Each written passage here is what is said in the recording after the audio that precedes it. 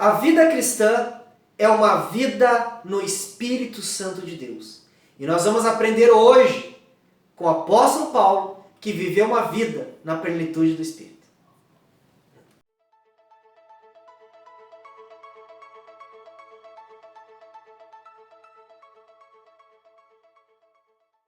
A graça e a paz, eu sou o professor Anderson Velasque e este é mais um vídeo do seu canal Sentinelas da Teologia. Olá, graça e paz, bem-vindo a mais um vídeo do canal Sentinelas da Teologia. E a lição de hoje, a lição de número 6, que fala sobre Paulo no poder do Espírito Santo. Então nós queremos que você fique ligadinho para juntamente ouvirmos o que nós podemos aprender deste tema que é glorioso, né? Uma vida vivida no poder do Espírito Santo. E lembrando, você que ama a escola bíblica, ama a palavra de Deus, já se inscreve no nosso canal para que você receba as notificações, ative o sininho aí de notificações, receba os nossos novos vídeos, se Deus assim permitir que façamos, e deixa aquele like missionário, porque cada vez que você curte nossos vídeos são mais divulgados pelo YouTube e mais irmãos também são alcançados pela palavra de Deus. No tópico 1 da revista, nós trabalharemos o assunto pregando a Cristo no poder do Espírito. E para trabalharmos este tema, Anderson, é importante que deixarmos bem claro que todo o processo de salvação e capacitação por parte da vida do apóstolo Paulo foi obra de Deus. Deus o chama, Deus o capacita, Deus o instrumentaliza, Deus o envia. Então toda a vida do apóstolo Paulo é uma vida envolvida no poder do Espírito Santo.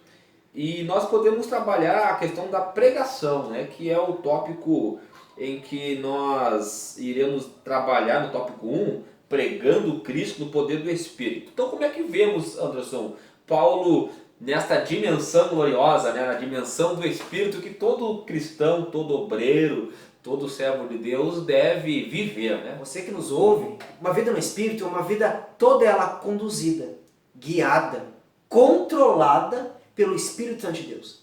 E nós vemos isso na vida do apóstolo Paulo, não só desde, porque nós sabemos que a obra da regeneração, salvação é uma obra do Espírito Santo, mas em todo o ministério de Paulo como apóstolo, foi, desde o início, conduzida, chamada e guiada pelo Espírito Santo.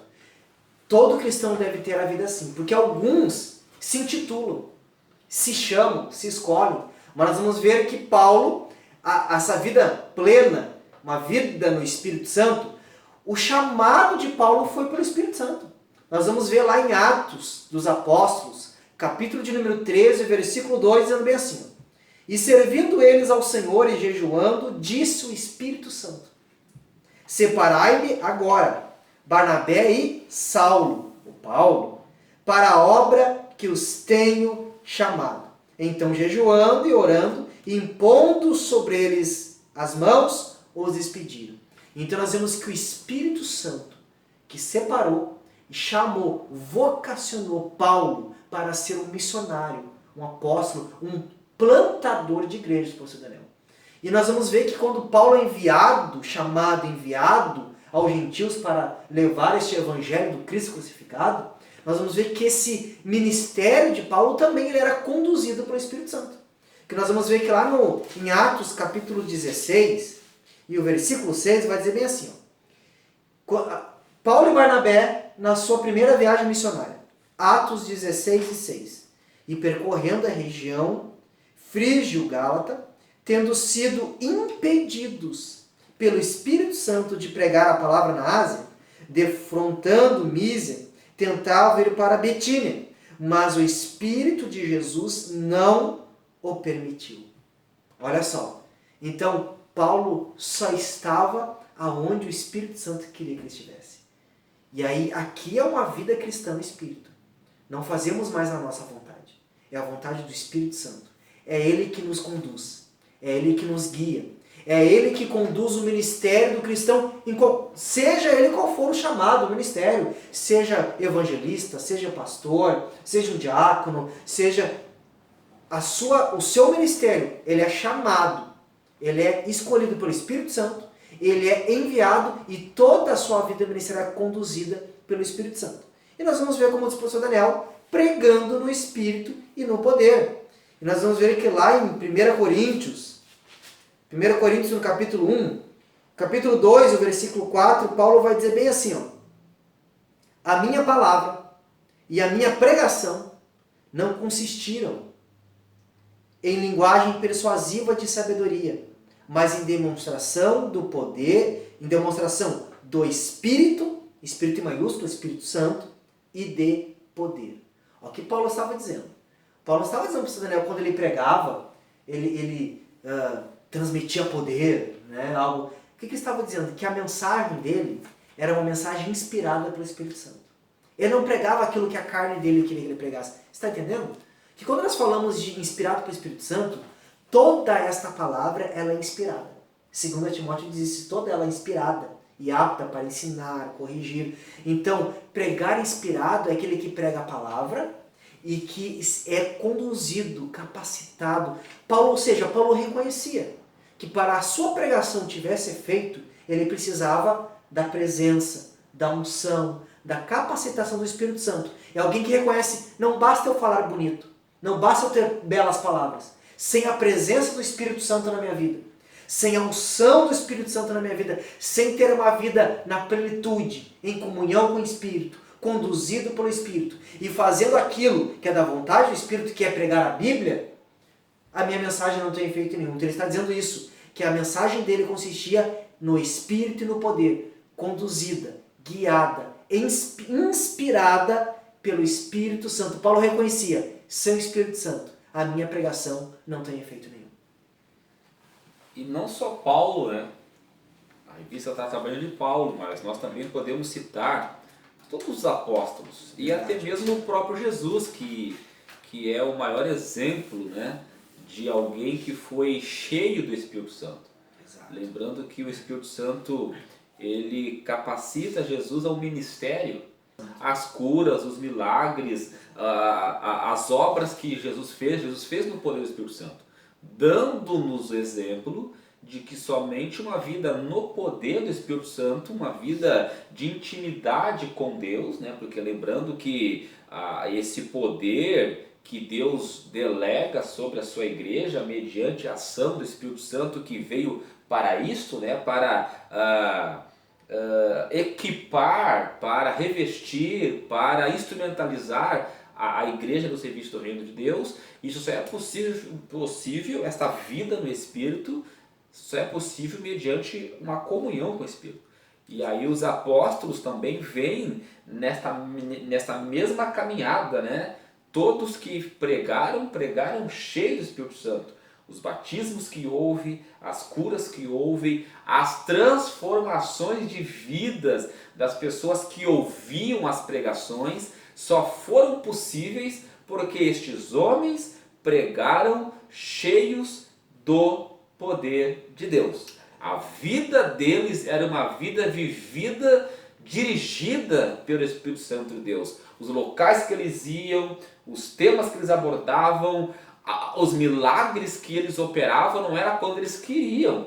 Tanto é que, por exemplo, Pedro e João, quando vão à oração no templo lá, está ali aquele homem pedindo esmola, e ele diz, olha, não temos ouro nem prata, mas o que temos nós te damos, em nome de Jesus, levanta e anda. Ou seja, houve uma oportunidade de demonstrar, evidenciar o nome de Deus sendo glorificado a partir daquela cura, aquela cura física, né? Mas isso abriu-se a porta para que o Evangelho fosse pregado. Então sempre, tudo que houve porque foi o Espírito Santo quem os moveu a isso. E no tópico 2, nós temos ali o argumento de Paulo sobre a plenitude do Espírito. Porque há muita confusão, né, Anderson?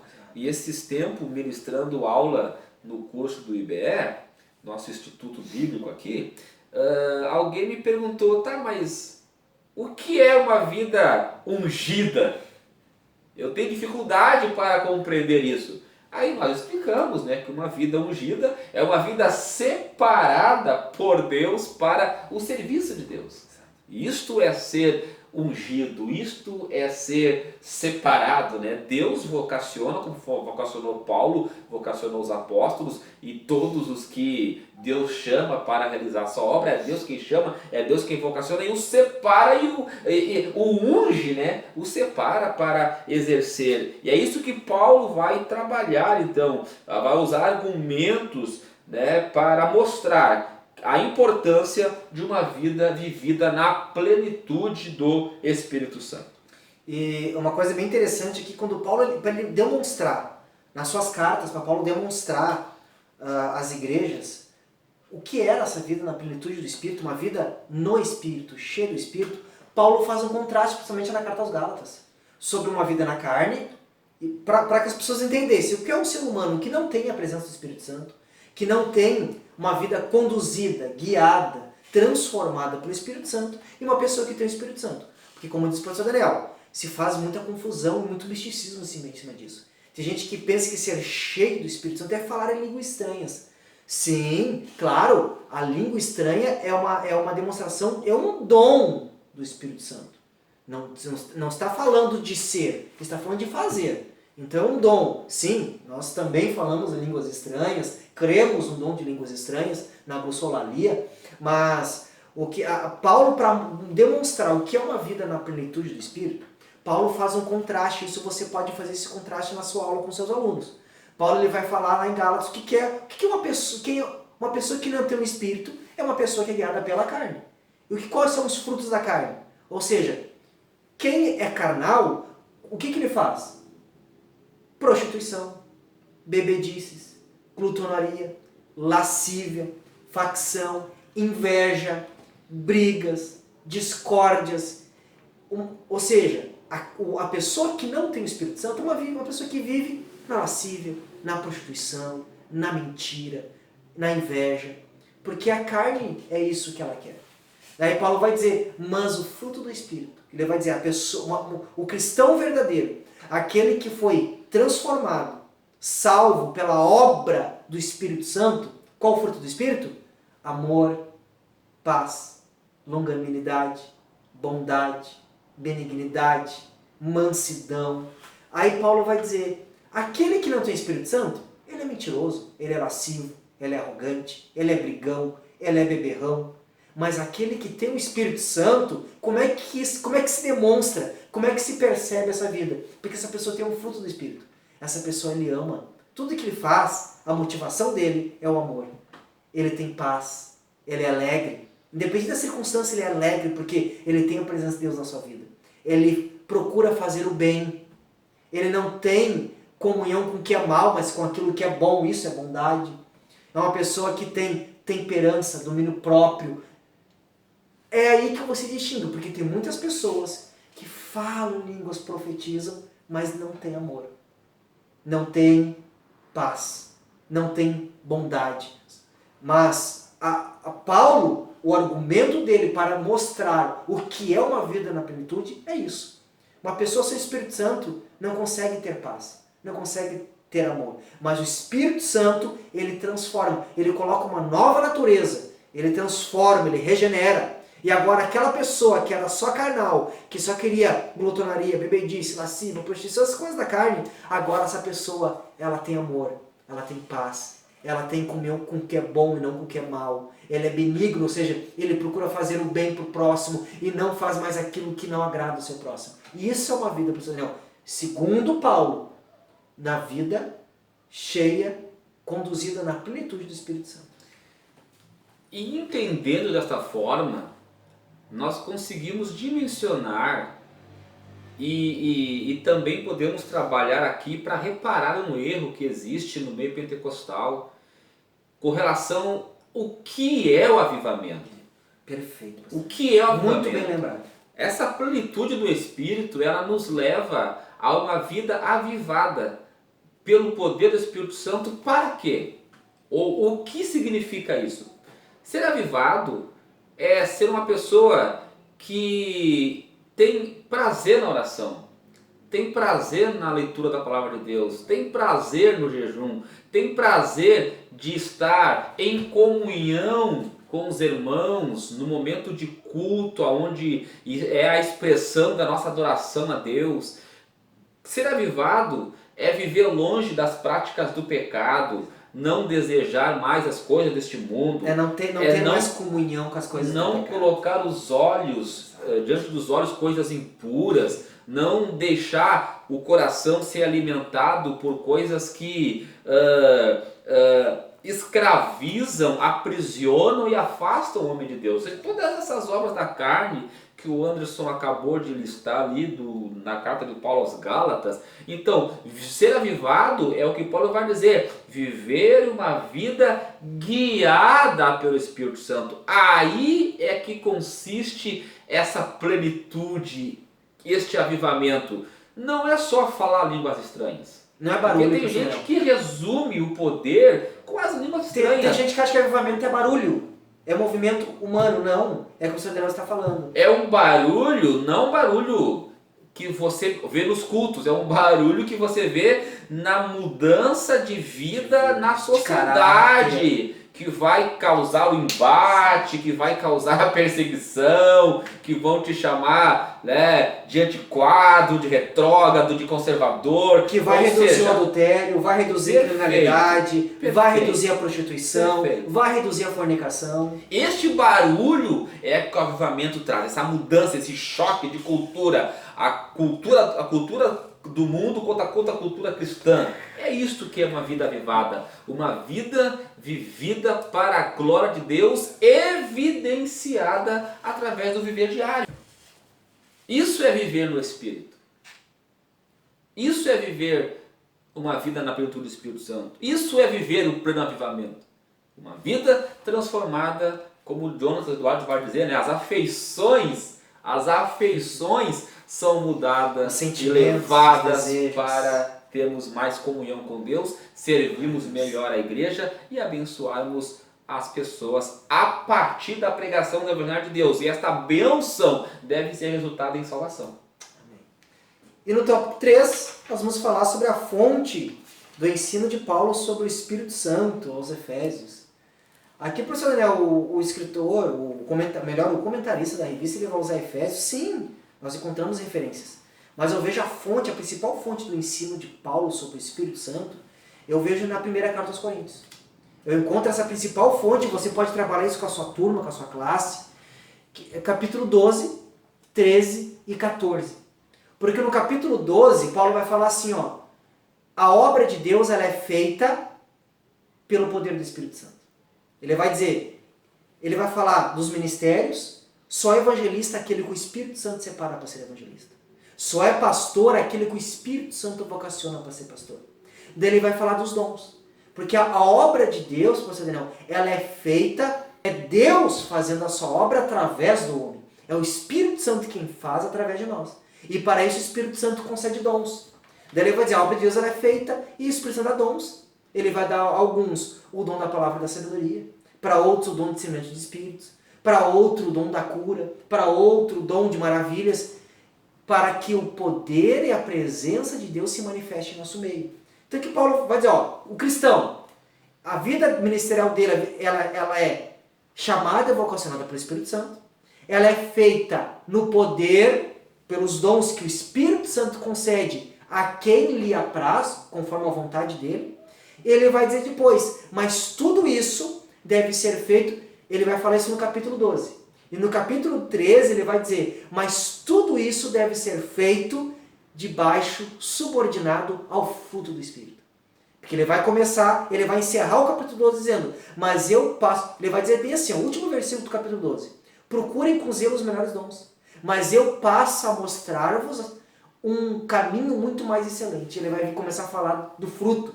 Ele vai dizer, ainda que eu fale a língua dos anjos e dos homens, falando de línguas estranhas, se não tiver amor, de nada adianta fazer isso. Ainda que eu tenha o dom de profetizar, ainda que eu entregue a minha vida, ainda que eu seja, ele vai falar dos dons, ainda que eu tenha todos os dons do Espírito. Se eu não tiver o fruto, o que me motiva a fazer a obra de Deus não for o amor a Deus e o amor a meu irmão, de nada adianta. É como um sino que faz barulho, mas está morto.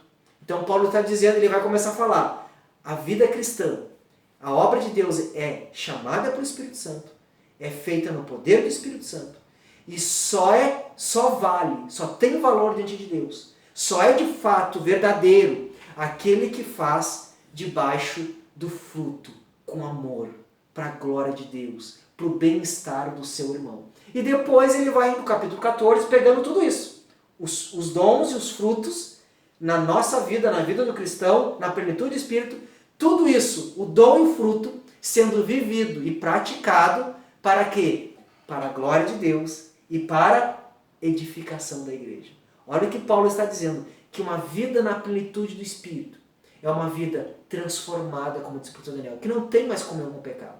É uma vida que tudo que é feito na obra de Deus, para a glória de Deus, é chamada pelo Espírito, capacitada pelo Espírito. O verdadeiro é aquele que faz no fruto do Espírito. Tudo isso para quê? Para que o nome de Deus seja glorificado. Para que as pessoas conheçam a verdade do Evangelho do Cristo. E para quê? Para a edificação, o crescimento dos irmãos da fé, da igreja.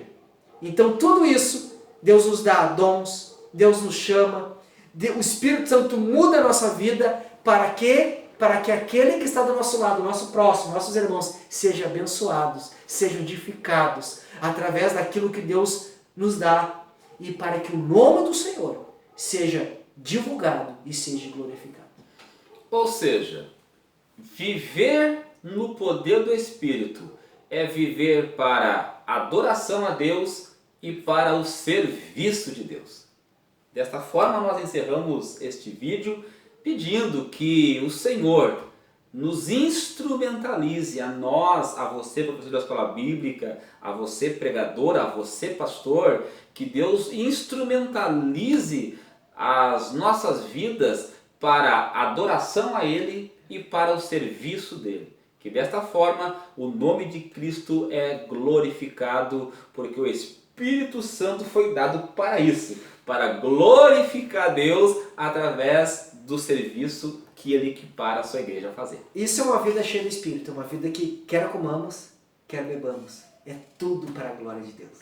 Que Deus abençoe você. Até o próximo vídeo do seu canal Sentinelas da Teologia.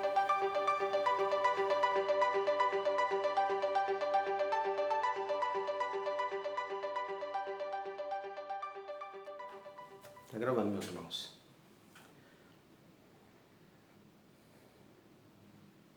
Quer que eu comece? Sim, tá. foi Você tua. começar.